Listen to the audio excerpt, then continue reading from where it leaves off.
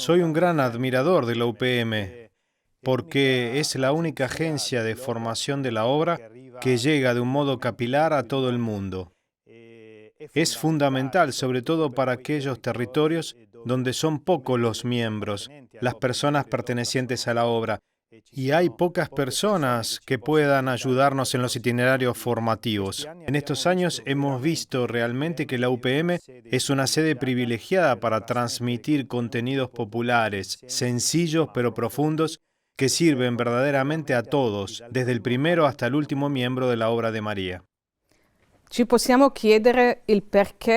Podemos preguntarnos el porqué del tema de este año sobre los estatutos. ¿Qué tienen que ver los estatutos con la UPM? Como saben, dentro de poco más de un año, en 2026, tendrá lugar la Asamblea General de la Obra de María. Y tenemos que prepararnos bien para este acontecimiento, porque esta Asamblea General es el órgano de gobierno más importante de toda la obra. Así que una primera respuesta al porqué de este tema es conocer bien nuestra obra tal y como se describe en los estatutos y llegar preparados a la Asamblea General. Para Margaret esto es muy importante. En estos años se ha dado cuenta de que es escaso o insuficiente el conocimiento de nuestros estatutos. Hoy en día, una palabra clave es la palabra participación en todos los procesos importantes. Por ello, cada participante en la obra, es decir, cada persona perteneciente a la obra, está llamada a participar activamente en este acontecimiento de la Asamblea según su propio rol. Y esto requiere un conocimiento adecuado. Pero hay también otra razón más profunda. En los 17 años transcurridos desde que Chiara partió hacia el cielo, hemos hecho un camino de reconfiguración, también de actualización, como decimos, y se han emprendido múltiples procesos en medio de los cuales surgen dos cuestiones fundamentales: ¿quiénes somos y hacia dónde vamos? La pregunta sobre quiénes somos nos lleva a nuestra identidad como obra, a la identidad más profunda que está en el fulcro de todos estos procesos de adaptación, también de inculturación o transformación, y que debe emerger. Es decir, nuestra identidad nos da una fisonomía particular, diferente de la de otras instituciones, y por tanto, debemos admitir, también con humildad, que es una fisonomía limitada. No se nos pedirá por eso que nos lancemos a todos los frentes si hay especialistas mejor preparados que nosotros para ello. Chiara misma definió los estatutos generales como el documento de identidad de la obra. Podemos decir también que los estatutos son, en cierto modo, lo que una constitución es para un país. Cada nuevo gobierno debe reflejarse en esa constitución, incluso en los procesos de reforma que emprende, y ver siempre cómo son y si están recogidos en la Constitución. Sobre estos cambios, eventualmente, de una Constitución, se hace una verificación especial. El título del curso de este año tiene dos significados y alude a dos imágenes. Una es la del espejo. Reconocerse frente a un espejo. Los estatutos son como el espejo de nuestra vida. Conocerse y probablemente también ajustarse un poco la corbata, peinarse mejor. Es decir, intentar captar en esa imagen todo aquello en lo que podemos mejorar. Además, reconocerse significa conocerse de nuevo. Es decir, conocer una realidad que conocemos parcialmente, pero que hay que profundizar, necesita ser profundizada. Esta profundización se hará en 5 lecciones en un camino que tiene toda una coherencia interna, del Evangelio a la regla. El Evangelio es nuestra primera regla, pero después están también las normas, los estatutos en nuestro caso. Después, el recorrido seguido por la Iglesia para comprender cómo hemos de aplicar el Evangelio en contextos particulares, según carismas específicos, y cómo se ha vivido este camino en nuestro carisma. ¿Cuál es la historia de nuestros estatutos? ¿Por qué hemos llegado a estos estatutos que tenemos ahora? ¿Y cuál es el camino que Chiara y los primeros miembros del movimiento, pero no solo ellos, todas las comunidades y el movimiento en el mundo hemos hecho? Este camino de la Iglesia no nos incluye solo a nosotros, sino que hay muchos otros que lo han hecho. ¿Cómo son, pues, las experiencias de estos otros? ¿Cómo han sido sus procesos? Después una lección muy importante sobre regla y libertad, o reglas y libertad, es decir, ¿en qué sentido las reglas no nos hacen esclavos, pues más bien nos liberan? Y por último, algunas claves de lectura de nuestros estatutos. ¿Cómo aprender a leerlos? Sabiendo que tienen un lenguaje jurídico que no es accesible a todos, pero el itinerario nos llevará a comprender, repito, algunas claves de lectura que nos ayudarán a todos a tenerlos en la mano, a leerlos y a comprenderlos. ¿Qué nos esperamos de este recorrido de la UPM? Sin duda, como ya se ha dicho, una comprensión profunda de quiénes somos y, en consecuencia, hacia dónde queremos ir, qué nos caracteriza como obra con respecto a otras obras y movimientos. Y luego, teniendo este mayor conocimiento, saber integrarnos bien en el camino sinodal que la Iglesia Católica está emprendiendo. Además, esto creo que nos ayudará a tener también una mayor capacidad de discernimiento respecto a nuestros campos de acción y de compromiso en favor de la humanidad que nos rodea. Por último, tal vez vuelva a florecer también en nosotros una nueva gratitud por el carisma y por su encarnación en esta obra, e incluso una renovada pasión por implicarnos en su misión, que todos sean uno.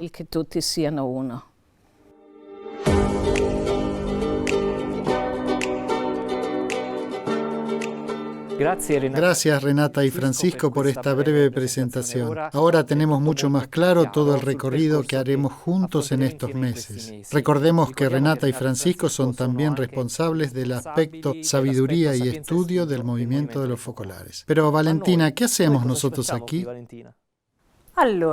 Miren, con nuestra conducción queremos ayudar a los ponentes que nos acompañarán en este itinerario formativo. Pero primero empecemos por presentarnos. Soy Valentina Raparelli, estoy casada con Emanuele, tenemos 2 hijos, Samuel y Jacobo, de 8 y 5 años, y trabajo en la oficina formación del Centro Internacional del Movimiento de los Focolares.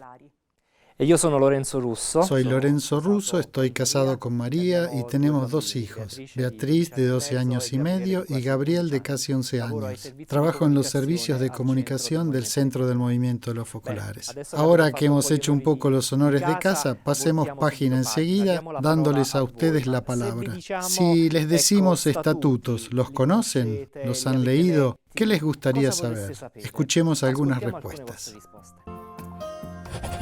Si digo estatutos, ¿en qué piensas? Pienso en el camino que hay que seguir para llevar adelante la obra. Pienso en un conjunto de normas establecidas para generar organización. Pienso en el cuidado. ¿Qué cosas son importantes para cuidar? Reglas, rigidez y estructura. Pensando en la primera pregunta, la palabra que se me ocurre enseguida es unidad. Resalta también su objetivo específico, porque la obra ha nacido para la unidad. Normas, reglas, decretos, también la identidad de un grupo. Es la descripción de cómo vivimos o de cómo deberíamos vivir en la vida. Siento que es el proyecto de Dios sobre el movimiento. Amor recíproco. Debemos partir de ahí. Y cuando parece que todo se derrumba, si tenemos dificultades en el movimiento y en las relaciones, hay que volver atrás y reconstruir el amor recíproco. ¿Has leído alguna vez los estatutos de la obra de María? He visto el libro blanco de los estatutos de la obra de María en mi focolar en Mumbai, en India. Sí, varias veces. No, nunca. Me impliqué en el movimiento hace 8 meses.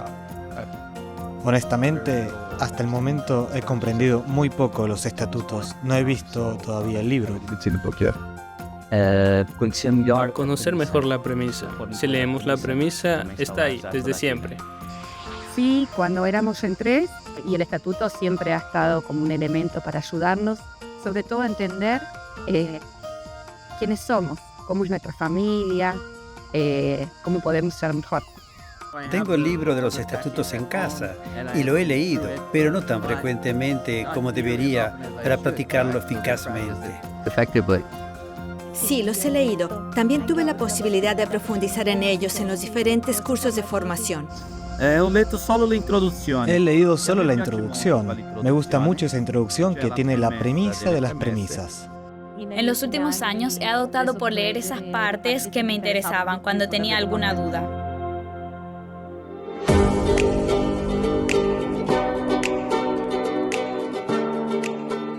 Valentina, fuiste a visitar a María Boche. Ella ayudó a Chiara Lubich, la fundadora del movimiento de los focolares, precisamente en la redacción de los estatutos. Escuchemos lo que te dijo. Hola, Emmaus. Hola, Valentina. Qué alegría verte. Yo también me alegro. Quería preguntarte, tú que viviste en estrecho contacto con Chiara durante la redacción de los estatutos, ¿qué recomendaciones nos darías para acercarnos a ellos correctamente y conocer bien nuestros estatutos? ¿Quieren conocer los estatutos? Lo primero que les diría es tómenlos en sus manos, tomen este valioso librito, valioso precisamente porque contiene los estatutos, y mírenlo. Empiecen mirándolo por la portada. Miren este borde dorado que rodea toda la portada. Esto para Chiara indicaba su preciosidad. Léanlos, empiecen a leerlos, léanlos rezando al Espíritu Santo, pero sobre todo les diría, poniéndose a la escucha del Espíritu Santo. Solo Él puede hacerles descubrir la luz que contienen. Y les ayudará, también, si pueden, cuando puedan, leerlos juntamente con alguien para tener a Jesús en medio. Leerlos con Jesús en medio. Al abrirlo, ¿qué hay? Primeramente, encuentran los decretos de aprobación que indican la inserción de los estatutos en la Iglesia y que garantizan que los estatutos permanezcan, puedan permanecer vivos para siempre. Y después, enseguida, lo más valioso, diría yo, la premisa de todas las demás reglas. Y esta quiero leerla con ustedes. Dice: la mutua e continua carità, che rende possibile l'unità. Dice, la mutua y continua caridad, que hace posible la unidad y atrae la presencia de Jesús en la colectividad, es, para las personas que pertenecen a la obra de María, la base de su vida. Es la norma de las normas, la premisa de todas las demás reglas, firmado por Chiara Lubich. Y me parece muy hermosa porque ante todo es la premisa de cualquier otra regla. Así que cualquier regla no vale nada sin esta premisa. Y además, subraya Chiara, es la norma de las normas, por tanto es la norma que subyace en los estatutos. Esta norma es la mutua y continua caridad, es decir, si no existe la mutua y continua caridad, también los estatutos son letra muerta, no valen nada. Y lo que se desprende de su lectura, sobre todo de vivirlos, lógicamente, si no representa para nosotros la mutua y continua caridad, entonces los estatutos son letra muerta. Y si mueren los estatutos, muere la obra.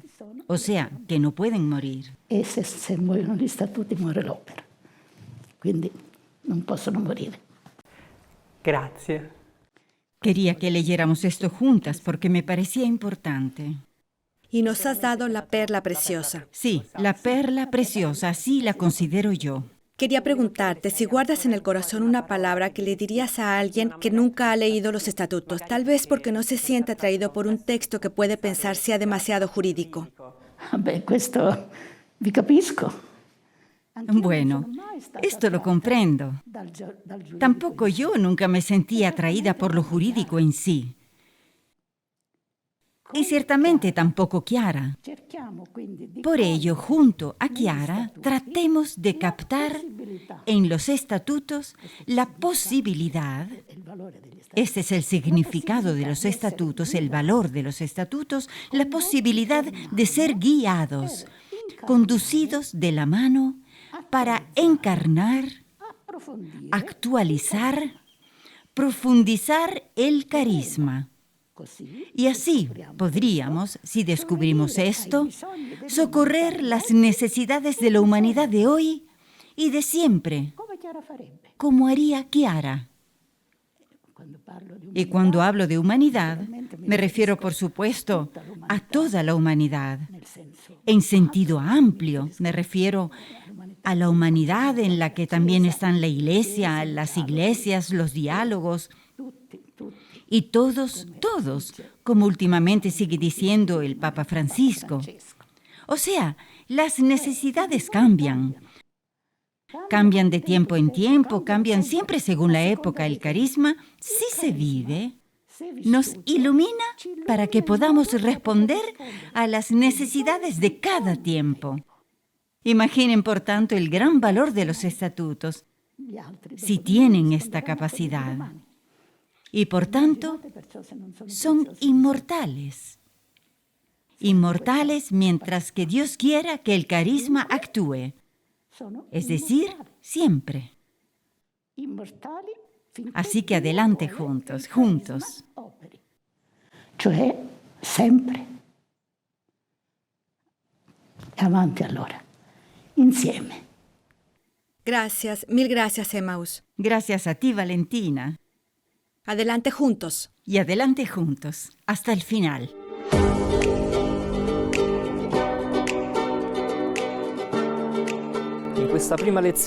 En esta primera clase tendremos con nosotros 3 invitados especiales. Nos acompañarán durante las diferentes sesiones de la Universidad Popular Mariana, la UPM. Hoy solo nos darán una pequeña muestra, después profundizaremos mejor el tema de los estatutos. Los 3 son miembros de la Escuela BA, el Centro Internacional de Estudios del Movimiento de los Focolares. Con nosotros está Lucía Aviñente, bienvenida. Es docente en el Pontificio Instituto Claretiano de Teología de la Vida Consagrada, es responsable de la sección histórica del Centro Chiara Lubich y miembro de la Comisión para la Revisión de los Estatutos. Lucía, una pregunta para romper el hielo. En primer lugar, un artículo que te interese especialmente. Mira, seguramente te diría la premisa de los estatutos, porque es el fundamento, es la base de nuestra vida en cada aspecto, se dice allí. Y me parece muy significativa una cosa. Esta premisa, que en su contenido estaba presente, a veces de forma implícita, en las reglas de los años 50, pero constantemente presente, en los últimos estatutos, Chiara quiso poner su firma al pie de esta premisa. Un hecho significativo que confirma también lo que nos decía en los últimos años. ¿Qué les dejo como herencia? Les dejo a Jesús en medio, el fruto de este carisma mariano. Entonces se comprende aún más esta elección, sobre la que ella reflexionó. No es una elección casual, que también hizo en los últimos estatutos, la de dar un orden diferente a los puntos de la espiritualidad, como se refleja en el artículo 8, en el que habla al final de Jesús en medio. Y allí dice que Jesús en medio es el punto de partida, realidad siempre presente en el camino de los miembros del movimiento y de manera especial el punto de llegada. Por tanto, es realmente el principio, es la premisa, es una presencia constante y es una luz siempre para el movimiento hoy, como lo fue para Chiara entonces, y a lo largo de los años, y es también una luz para el futuro. Gracias, Lucía. Pero profundicemos juntos en el conocimiento de estos estatutos y de nuestra historia. Desde siempre, en realidad, la Iglesia se ha enriquecido con diferentes carismas. El carisma de la unidad de Chiara, ¿cómo se sitúa específicamente en este camino? Los carismas son realmente dones de Dios especiales, providenciales, que muchas veces nos sorprenden porque de verdad no los esperamos y dan también un nuevo rumbo a nuestra vida. Dios acompaña el camino de la Iglesia y acompaña el camino de la humanidad. Entra en la historia a través de estos dones suyos. Y no es una casualidad que aquel luminoso descubrimiento del testamento de Jesús que Chiara hizo con sus primeras compañeras haya tenido como escenario la realidad de la guerra. Precisamente en aquel contexto de división lacerante, casi paradójicamente, ellas eligen el testamento de Jesús como único punto de referencia, así dicen ellas, de sus vidas. La Iglesia, después de haber estudiado a fondo el don de Dios concedido a Chiara, reconoció en él un carisma. Entonces me preguntas, ¿cómo se sitúa este carisma en el camino más amplio? Pienso que todos los que participamos en la Universidad Popular Mariana nos hemos encontrado al menos una vez con esa página tan significativa en la que Chiara describe, y se podría decir contempla, el florecimiento de los carismas a lo largo de los siglos. Habla de ello como un Cristo desplegado en el tiempo. Dice, cada familia u orden religioso es la encarnación, por decir así, de una expresión de Jesús, de una actitud suya, de un hecho de su vida, de un dolor suyo, de una palabra suya. Por consiguiente, es una misma raíz la que acomuna todos los carismas, es la raíz evangélica. Y la palabra que Dios quiso confiar a Chiara es la unidad. Mira, lo expresa muy bien el artículo 4 de los estatutos. Lo leemos. La obra de María, por su particular relación con María Santísima y por su semejanza con la Iglesia, contribuye al restablecimiento de la plena y visible comunión entre las iglesias y comunidades eclesiales y a orientar a la humanidad entera a Cristo mediante la realización de la fraternidad universal. La unidad, su característica específica, determina su espíritu, sus objetivos, su estructura y su gobierno. Es maravilloso constatar que incluso en un solo artículo, lo jurídico expresa el carisma completamente. Nos da ese amplio horizonte que mira a la humanidad. Se habla también de fraternidad universal. La unidad es, como sabemos, ante todo un regalo de Dios y es también una destacada característica de la Iglesia. Se puede pensar entonces, no es prerrogativa ni monopolio de un solo grupo de la Iglesia, no, en absoluto. Y aquí me parece que ese contribuye, que dice el artículo 4, la obra de María contribuye, lo expresa bien, porque dice que la obra de María no está sola, sino que corresponde al don que ha recibido dando esta contribución. ¿En qué sentido hablamos de la novedad? Mira, volvamos a los orígenes del movimiento. Sabemos que en una experiencia que en realidad es común a los fundadores, el Espíritu subraya algunas palabras. Así fue también para Chiara. Lo subraya con tanta fuerza que ella nos decía, es nuevo el descubrimiento de Dios amor, es nueva la comprensión del Evangelio, nueva la revelación también de Jesús abandonado, realmente nuevo. Y nueva también la comprensión y la decisión a vivir por la unidad. Todo ello acompañado por una luz, a la que, como sabemos, Chiara dio el nombre de ideal, con la I mayúscula. Al mismo tiempo, se afirma también que no hay nada nuevo. Recordemos cuando Chiara decía,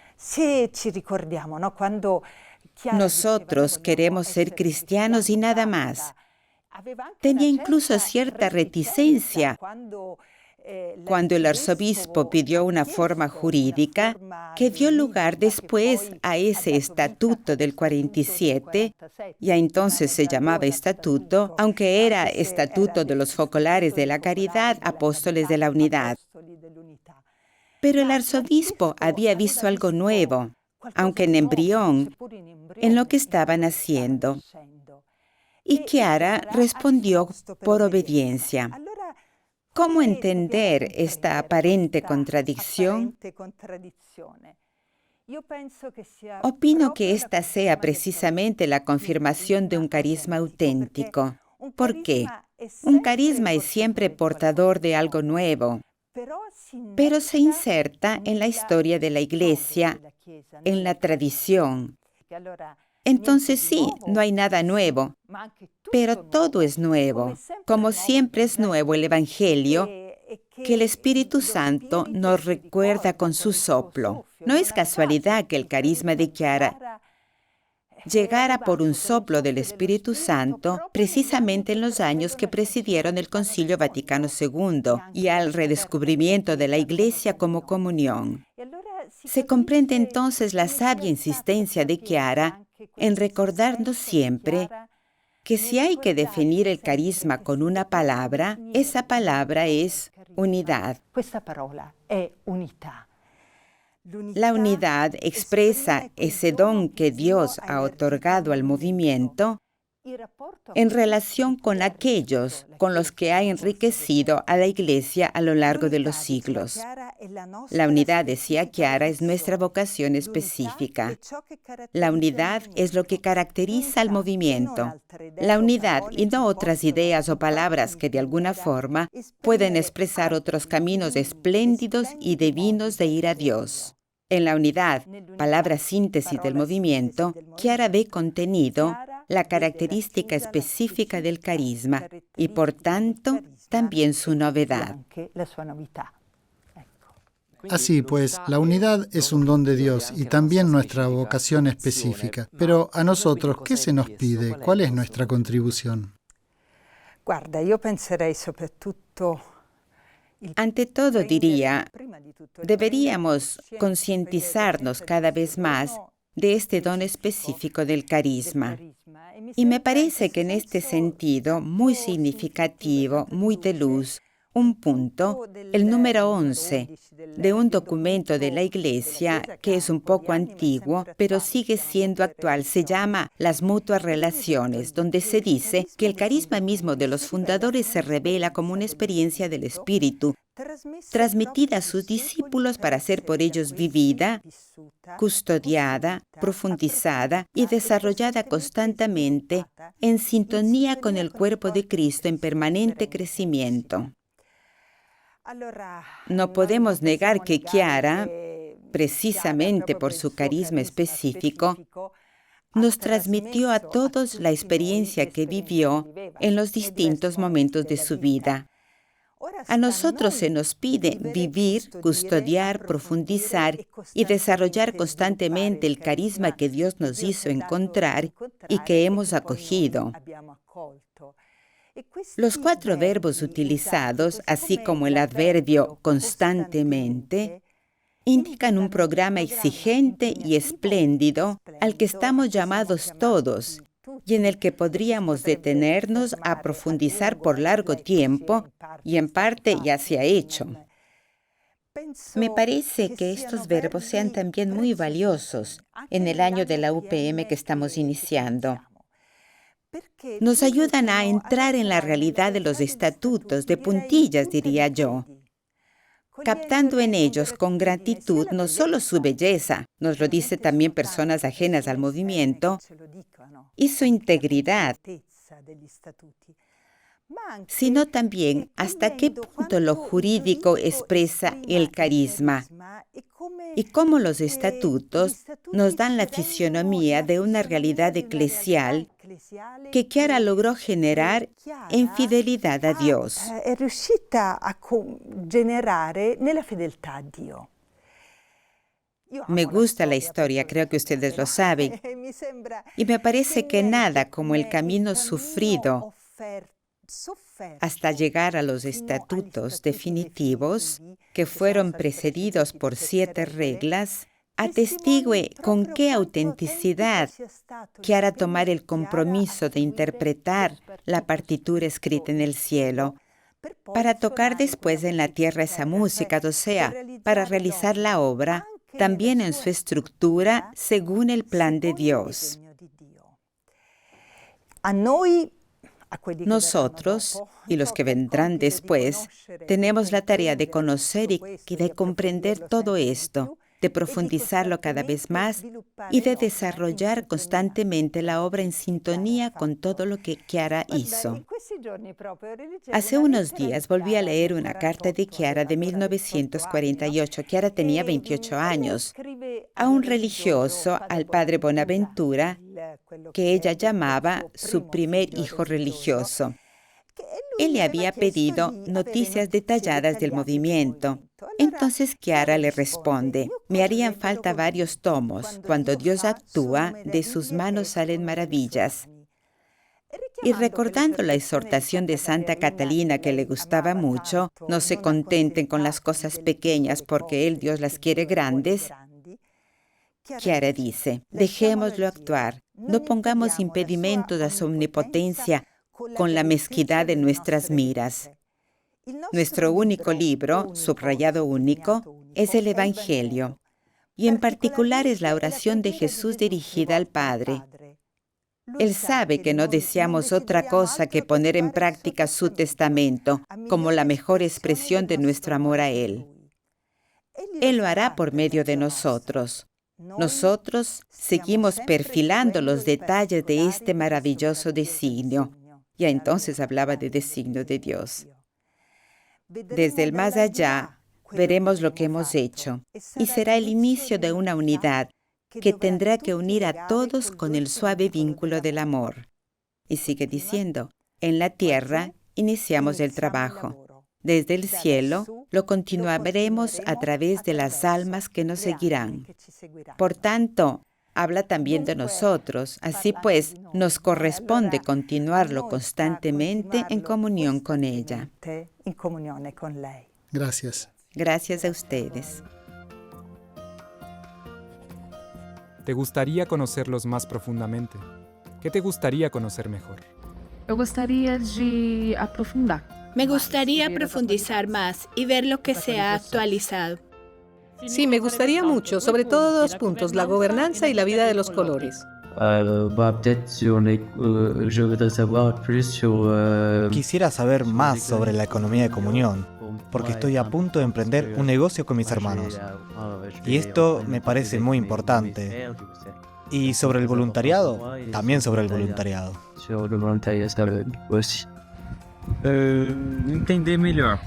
Para comprender mejor cómo es en general el movimiento, pues despierta curiosidad. Me gustaría ver cómo los estatutos pueden inspirarnos a confrontar, a vivir mejor en la actualidad. Me interesa también conocer qué cosas podemos adaptar mejor a nuestro tiempo, a nuestra realidad.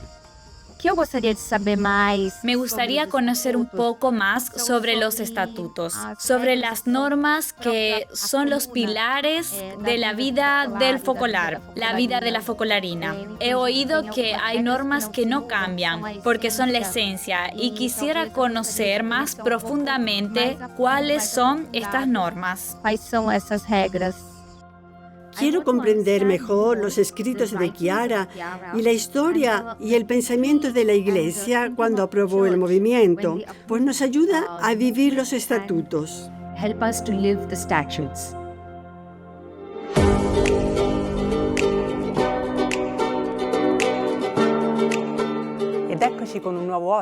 Aquí estamos con un nuevo invitado en esta primera clase. Demos la bienvenida a Padre Fabio Ciardi.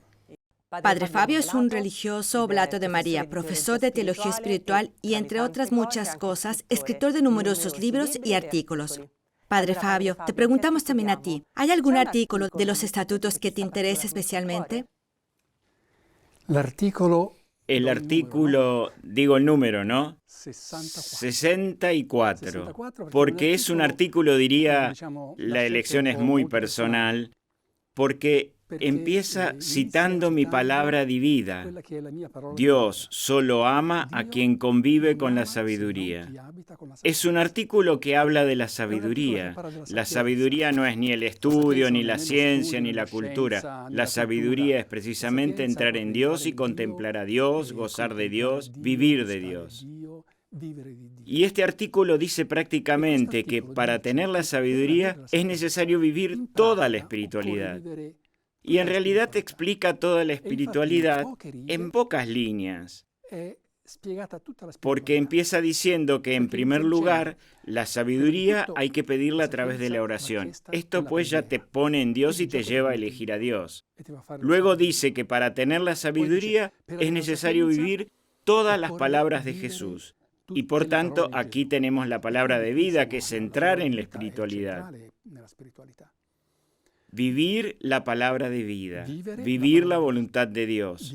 No solo eso, sino que para tener la sabiduría es necesario seguir a Jesús hasta el fondo, tomar su cruz cada día y seguirlo. Y entonces tenemos la realidad de Jesús abandonado. Viviendo a Jesús abandonado nos volvemos sabios con su sabiduría. Después dice que siguiendo a Jesús abandonado, viviendo con Él, tenemos al Espíritu Santo con sus dones. Además, viviendo así, viviendo la voluntad de Dios, amando, tenemos a Jesús en medio de nosotros y Él es la sabiduría. Él ilumina nuestros corazones y nos dice cómo hay que vivir. En pocos renglones yo me he extendido, pero el artículo es breve. En síntesis está toda la espiritualidad y dice que la espiritualidad conduce a la sabiduría. La sabiduría es fruto de la espiritualidad. La espiritualidad lleva a gozar de Dios, a vivir en Dios. Por eso me gusta este artículo. A gustare Dio, a vivere en Dio. Qué bonito, gracias. Padre Fabio, una pregunta un poco comprometedora. ¿No se corre el riesgo de que la regla sustituya el Evangelio? ¿Tú lees los libros? Sí, claro. Yo generalmente, cuando leo un libro, salto la introducción. ¿Por qué? Porque me gusta tener contacto directo con el libro. Leo el libro y después, eventualmente, leo la introducción, cuando ya entré en la realidad del libro. Pues bien, una regla es una introducción al Evangelio. Por eso me gusta leer el Evangelio de inmediato y luego leer la introducción, la regla. Si alguien compra un libro y se queda en la introducción, ha perdido el 100% del libro. Por eso, un estatuto es justamente una explicación del Evangelio, una introducción al Evangelio. El estatuto te acompaña para que puedas penetrar en la realidad del Evangelio. Así que es absurdo dar tanto valor al estatuto y luego olvidar para qué sirve. En la historia quizás se haya dado a veces este peligro. A principios del siglo XX o a mediados del XX se publicó un famoso libro que sentó un precedente titulado El culto a la regla. En realidad ya esta palabra, el culto a la regla, sería como decir el culto a la introducción. Sin embargo, me parece que hoy ocurra todo lo contrario. Después del concilio se hizo un gran trabajo para renovar las reglas y los estatutos. Se dedicó muchísimo tiempo, comisiones, estudios, y al final, después de todo este trabajo, sale la regla y se guarda en un cajón. Este es un riesgo muy grande. No me parece que hoy haya una sobreestimación de la regla, al contrario, hay más bien un olvido de ella. Nosotros, oblatos de María Inmaculada, En el 2026 cumpliremos 200 años de la aprobación pontificia de nuestra regla. Y desde ahora hemos empezado a prestarle atención a la regla, a retomarla en nuestras manos, a releerla, a comentarla entre nosotros, a compartir lo que nos dice. Por eso me parece importante retomar el estatuto en nuestras manos. Quindi mi sembra che sia importante riprendere in mano la regola. Creo que para los diversos fundadores la regla fue siempre importante. ¿Quisieras explicarnos un poco más concretamente qué significó la regla para los distintos fundadores? El monaquismo nació sin regla. Idealmente, habitualmente, se dice que el monaquismo nació con San Antonio del Desierto. Al estar solo no tenía regla. O mejor dicho, tenía como única regla el Evangelio. Y San Atanasio, que escribe su biografía, dice precisamente que el corazón de Antonio era una biblioteca. Y en esa biblioteca estaban todos los libros de la Sagrada Escritura. Y no había una sola palabra del Evangelio que cayese al suelo, porque todas las recogía y todas las vivía. Por lo tanto, su regla era el Evangelio. Después de él, después de su muerte, nacieron grupos de monjes. Entonces, San Atanasio, el gran obispo de Egipto, donde nació el monaquismo, escribió una regla para los monjes. ¿Y cómo era esta regla? Era una biografía. Era el relato de la historia de San Antonio. Atanasio entendió que la regla quiere hacer ver cómo se vive el Evangelio, concretamente cómo se vive el Evangelio. Así que a todos los monjes de su gran diócesis, que abarcaba todo Egipto, les dice, ¿cómo se vive el Evangelio? Se los digo yo, les cuento la historia de Antonio. Y al contar la historia de Antonio, él va diciendo cómo se entra en el Evangelio. Como ven, la regla es considerada como una introducción al Evangelio. Cuando llega Pacomio, que es cuando nacen realmente las comunidades monásticas, si leemos la regla que él escribe, por fin se escribe una verdadera regla, nos quedamos un poco decepcionados porque son normas muy prácticas. Cómo estar juntos, cómo comer, a dónde ir, qué hacer, qué no hacer. No hay nada espiritual. Y si le preguntásemos a Pacomio, ¿cómo se te ocurrió escribir una regla para tus monjes tan simple, sin nada espiritual? Nos miraría escandalizado y diría, ¿pero cómo? Si la regla es el Evangelio. No escribí una regla, la regla es el Evangelio. Solo dije algunas pequeñas normas prácticas para estar juntos. Después, a medida que pasaban los siglos, las reglas se van ampliando cada vez más y esa introducción al Evangelio se hace cada vez más completa, más bella, cada vez más profunda. Pensemos en San Francisco, él tampoco quería escribir la regla. Pero cuando la escribió antes de morir en su testamento dice, no me cambien la regla, porque esta es verdaderamente mi experiencia. Así que sigan, no digan, pero yo pienso así, yo pienso así. Como está escrito, así vivan ustedes. Por eso todos están convencidos, todos los santos, de que la suya es realmente una introducción al Evangelio. Que la loro è davvero una introduzione al Vangelo. Padre Fabio, pero para Chiara Lubick, que nos dijo siempre que nos dejaba solo el Evangelio, ¿qué sentido tienen, pues, los estatutos? Dijo así. Sí. Es genial. Es genial porque justamente Chiara se remonta a la antigua tradición que antes he mencionado. En efecto, para Chiara la palabra de vida es fundamental, central. El ideal nace cuando en los refugios, juntas, abren el Evangelio y leen el Evangelio. San Francisco, al abrir el Evangelio, vio destacar en él algunas palabras. Vayan de dos en dos, sin llevar nada con ustedes. Entonces pensó, esto es lo que quiero. Este es mi Evangelio, esto es lo que quiero vivir, así es como quiero vivir. También Chiara, cuando abre el Evangelio y lee el testamento de Jesús, el amor mutuo, la unidad, la presencia de Jesús en medio de quienes viven el amor mutuo, dice, esto es lo que quiero, esta es nuestra vida. Así que es realmente genial centrarse en el Evangelio. Es genial, pero no es absolutamente original. En realidad, decir les dejo solo el Evangelio, lo dijeron todos los fundadores. Chiara se inserta en una tradición de la Iglesia, y esto no es en absoluto una novedad. La primera gran regla, la de San Basilio, que todavía sigue rigiendo todo el monaquismo oriental, él nunca la llamó regla. O sea, lo que hoy llamamos la regla, la gran regla de San Basilio, él nunca la llamó regla. Y si supiera que hoy la llamamos regla, se revolvería en su tumba, porque él tenía en la mano aquella que consideraba su regla,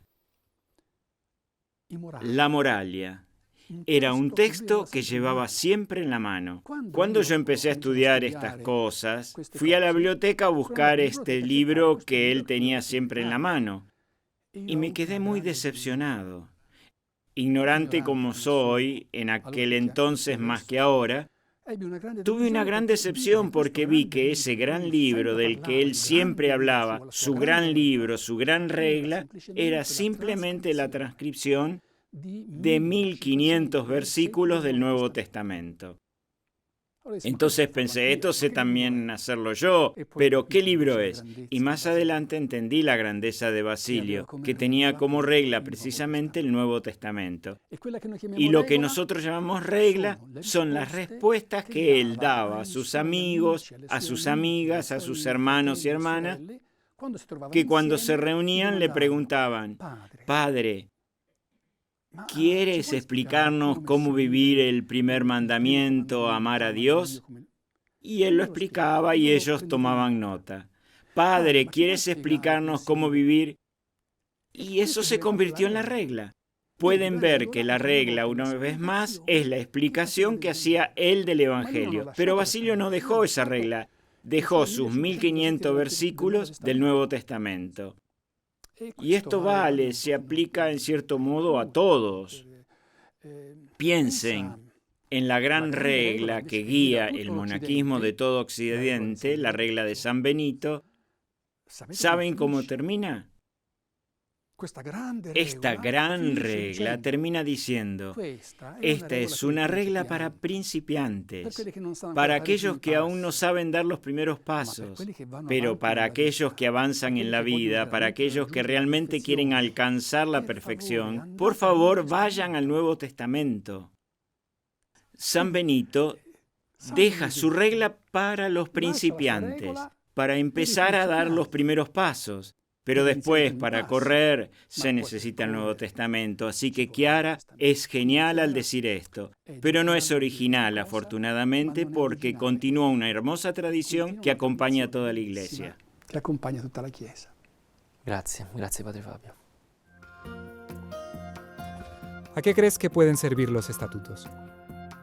Creo que los estatutos sirven precisamente para describir cómo es nuestra vida, cómo vivimos y para quién vivimos, como una brújula que nos indica cuál es la dirección. Entiendo que allí encontramos nuestro punto de partida y nuestro punto de llegada, nuestra meta. Para conocer mejor a nuestra familia y quiénes somos. Para poder identificar si estamos viviendo las reglas que están allí escritas. Es como el documento de identidad, lo que somos. Por tanto, nos ayudan realmente a seguir este hilo, a ser nosotros mismos. ¿Cuáles son las reglas que es importante seguir? Creo que los estatutos sirven para guiarnos, ¿verdad? En situaciones como estas, es un modo para explicitar aquello a lo que te comprometes como persona, a nivel humano, pero también a nivel espiritual. Y creo que también sirve para aprender y para guiarnos, ¿no? Para guiarnos en varios aspectos de nuestra vida. Para legitimar y organizar mejor las leyes, las normas y los principios del movimiento. Es útil cada día de tu vida para mejorar el mundo, para actuar lo mejor posible de modo que todos vivan bien en este mundo.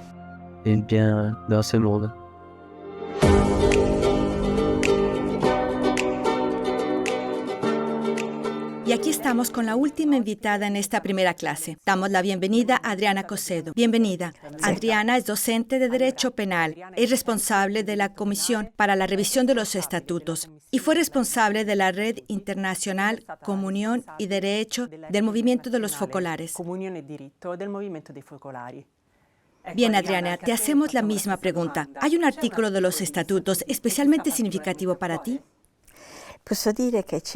Puedo decir que hay una belleza extraordinaria en cada artículo. Por tanto, elegir nunca es fácil. Sin embargo, me fascina el artículo 2 de los estatutos, que me gustaría que leyésemos juntos, porque allí encontramos la explicación, el corazón de esta doble denominación. Movimiento de los Focolares, obra de María. Dice así: el movimiento de los Focolares tiene el nombre de obra de María porque por su típica espiritualidad, que al estilo de María da espiritualmente Cristo al mundo, por la variedad de su composición, por su difusión universal, por sus relaciones con cristianos de diversas iglesias y comunidades eclesiales, con personas de varias creencias o también de convicciones no religiosas, y por su presidencia laica y femenina, demuestra su singular relación con María Santísima, Madre de Cristo y de cada hombre, de quien desea ser en lo posible una presencia sobre la tierra y casi una continuación suya.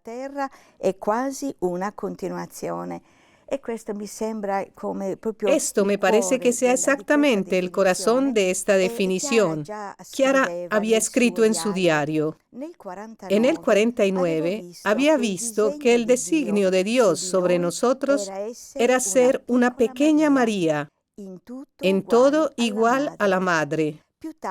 Más tarde me di cuenta de que Jesús quería que la reviviéramos en la tierra, y esto en la unidad con los demás, y también individualmente. Y aquí reaparece nuestro modo típico de dar Cristo al mundo espiritualmente. ¿Pero cómo? Para abrazar a la humanidad, como María, que es madre de todos y de cada uno. Es una nueva forma de ver a María. Ella es la que abre nuestro corazón a la dimensión de la fraternidad universal. Pero su amor es para todos y para cada uno personalmente. Y por eso la imagino tan pendiente de nosotros, de cada uno de nosotros, en una cercanía que se hace cargo de nuestras necesidades, de nuestras carencias. Y basándose en las promesas que ella misma canta en el Magnificat, nos consigna la posibilidad de realizar la revolución social. Entonces, si tuviese que condensar este artículo en una frase, diría: María nos enseña lo que es el amor.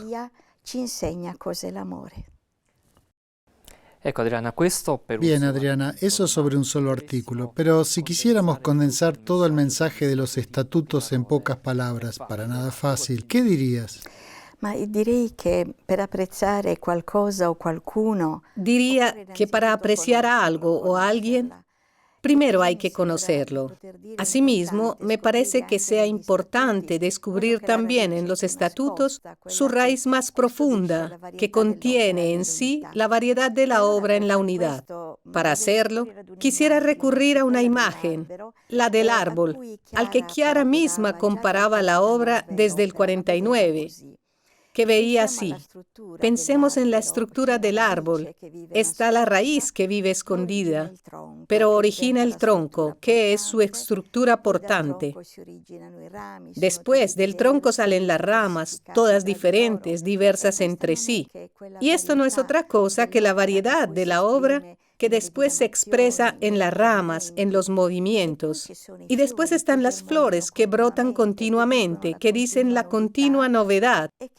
Y a mí me gusta pensar que son ese vestido exterior que muestra su belleza. Y además está la savia, que fluye, que nutre, que fortalece. Y esta savia que simboliza la vida cuya base es el amor mutuo, ese que ya Chiara explicita en la premisa de los estatutos. Esto me impacta, porque si el amor recíproco está en la primera página, que es la inicial, me recuerda aquellas palabras que Chiara siempre repetía: la vida precede a la ley. Entonces, hoy en día, ¿qué nos ofrecen los estatutos? Yo diría precisamente la vida. A este respecto me viene a la mente otra comparación, que es la de las constituciones que rigen la vida de los distintos países. ¿Qué contienen las constituciones? Contienen los principios generales y los derechos y deberes de los ciudadanos. Explican lo que es el gobierno del Estado, la organización, la estructura de los territorios. Análogamente, así pueden ser para nosotros los estatutos. También nosotros somos un pueblo un poco original, porque somos un pueblo nacido del Evangelio, que no está delimitado por fronteras, porque vive hasta los confines de la tierra, en su variedad de pueblos y naciones. Su libertad está asegurada por la escucha de esa voz. Es la voz de un padre que es amor y ama a todos sus hijos sin preferencias. Y la igualdad está custodiada en el valor inconmensurable de cada uno, al que vemos como a otro Jesús, Jesús el uno para el otro, sin diferencias. Así como todo estatuto, también los estatutos de la obra nos dicen nuestro deber ser y trazan, como me gusta pensarlo, y Chiara también lo llamó así, nuestro documento de identidad. El documento de identidad nos presenta, contiene nuestros rasgos esenciales en forma breve, concisa. Y entonces, ¿qué contienen los estatutos como documento nuestro de identidad? Contienen todas esas características que hemos mencionado, pero añaden un plus, una dimensión mística, una norma originalísima que Chiara nos ofrece. Y es la presencia de Jesús, Jesús en medio de nosotros. En Él confluyen los puntos de la espiritualidad. Él es quien conduce la obra. Por eso, me gusta recordar algunas expresiones de Chiara que justamente nos ayudan a captar su sentido más verdadero, más profundo. Diría incluso su belleza más allá de lo jurídico. Para Chiara eran la expresión de la regla de las reglas, de la norma de las normas, que está custodiada, ¿dónde? En Jesús en medio. No es pues una forma jurídica, sino vida, que para ella expresaba únicamente la voluntad de Dios reflejada en una regla, la que un fundador, añadía ella, como instrumento en manos de un artista, redacta en sus líneas esenciales. Debe y quiere hacerlo con la determinación con la que una madre dice: este es mi hijo. Gracias, Adriana. Y para conocer un poco más estos estatutos, ¿podrías explicarnos cómo están estructurados? Aquí, en realidad, se nos pide hojear las páginas de los estatutos. Y enseguida impacta ver que ya en la premisa encontramos contenidos los pilares. Tal vez mencionamos algunos de ellos para poseerlos aún más. Ante todo, la mutua y continua caridad. La presencia de Jesús en la colectividad, por tanto, hasta los últimos confines de la tierra, en cualquier latitud. Un amor sin medida, que tiene su secreto en Jesús abandonado. Después, los aspectos que son los colores de nuestra vida. Y aquí es bonito, porque me vino espontáneo ir a releerlos un poco para confrontarme, para entender cómo vivir. Y redescubrí que los colores no son más que palabras del Evangelio, palabras que hay que vivir, pero no solo en la dimensión, digamos, más espiritual, sino también en la capacidad de generar una nueva cultura. Pensemos en el rojo, en la comunión de bienes. Si se vive, dice Chiara, genera y realiza la cultura del dar. Así que nuestro vivir genera cultura, se hace cultura. Y también, hojeándolos, encontramos la naturaleza, el fin, que es el fin general, por tanto, la perfección de la caridad. pero también el fin específico, que es la unidad, la que en el artículo 8 emerge como el don que Jesús pide al Padre. Por tanto, no es un automatismo de nuestra vida, es un don que Dios nos hace, pero depende de nosotros crear las condiciones. Después continúa todavía la realidad de los estatutos a través de esa parte que se refiere a la estructura, que se refiere a la composición. Y es estupendo porque se ve toda la variedad que hay en la obra. Y a continuación, la parte cuarta, que es el gobierno, y después la vida de las zonas. Sigue otra parte, desde la sexta en adelante, que en cierto modo es como si explicase en un abanico lo que en las partes anteriores es la unidad de la obra. Esta obra una se abre y entonces encontramos los movimientos, encontramos las ramas, después encontramos las relaciones con los que son de otras iglesias, de otras comunidades eclesiales, que son parte viva, que viven en comunión con nosotros en la obra. Además, están también las personas de otras religiones, las personas de otras convicciones, hasta llegar a la página que trata de las relaciones con la Iglesia Católica, porque la obra ha sido aprobada por la Iglesia y a la Iglesia debe responder. Entonces, ¿qué nos dicen estos estatutos? Todo nos habla de la dimensión personal y comunitaria de nuestra vida. Encontramos los diálogos, los conocemos, los 5 diálogos de amplio alcance, el entramado de relaciones, como decía. Y aquí hay una variedad también de expresión, porque pasamos de la comunión a la fraternidad universal hasta la unidad. Así que últimamente he encontrado realmente, en la experiencia que estamos viviendo juntos en la Comisión para el Estudio de la Revisión de los Estatutos, la posibilidad de redescubrir la belleza de los propios estatutos. Y sobre todo, el releerlos juntos, releerlos junto con los demás miembros de la comisión. Era como si Dios mismo me estuviera explicando algo. Por un lado, el hilo de oro que une todas estas normas entre sí. Por lo general, quizá me pasaba que me detenía en una regla u otra. Sobre el 5º diálogo, vamos a ver cómo es. Sobre la escuela va, veamos qué decía Chiara. Pero aquí no. Aquí es como un camino, paso a paso, donde este hilo de oro une todas las partes de los estatutos. Pero no solo. Es como si se encendiera una luz debajo de cada palabra y la vieras llena de un significado preciso. Y ese significado explica cuál es el significado de otra palabra en otra parte de los estatutos. Y entonces es como si se compusiera un mosaico. Gracias.